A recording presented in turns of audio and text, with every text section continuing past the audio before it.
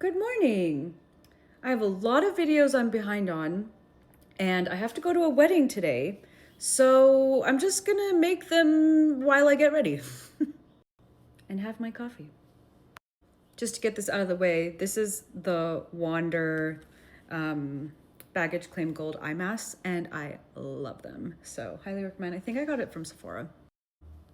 I know there's a lot of filings, but what caught my eye was the amended disclosures filed by Lively back in June 11th to be exact. So amended disclosures, well, initial disclosures are what are filed at the outset of a case, and they provide the judge with some basic information about what's to come. Who are the witnesses? What kind of documents are going to be requested and discovered? What kind of issues are going to come up, to give the court a sense of how big and how complex the case is going to be.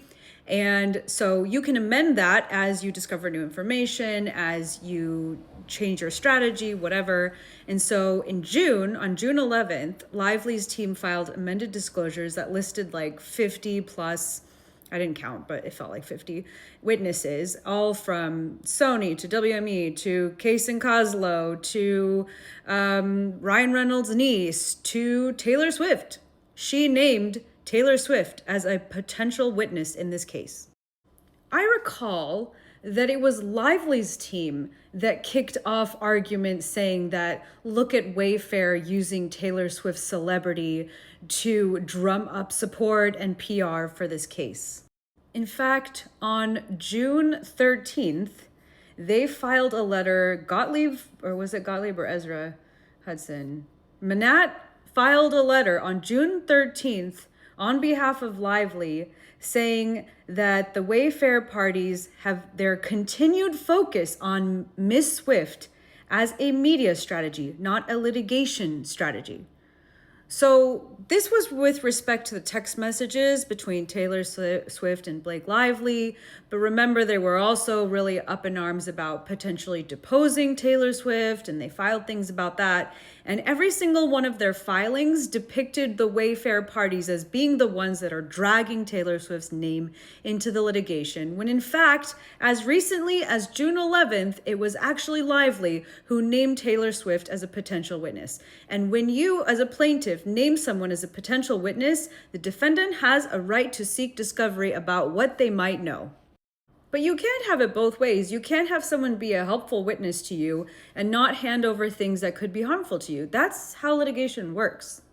So I'm curious why they even named Taylor Swift. Why did they think that she was going to be that helpful to her when they didn't want the things that could be harmful to her to come out? I'm just feeling a little bit disillusioned by how these letters are being portrayed to the public about what's going on. And when you really dig behind what's presented, if you just look a little bit closer, you can see the game that they're playing. So I'm curious, were they able to depose Taylor Swift? Were they able to get all the text messages between Taylor and Lively? I don't know. It seems like they would have at least got the text messages. And I secretly hope that somehow they make it into the MSJ, because I need to know what they say. At the end of the day, what it does, it provides us some color with what's actually going on.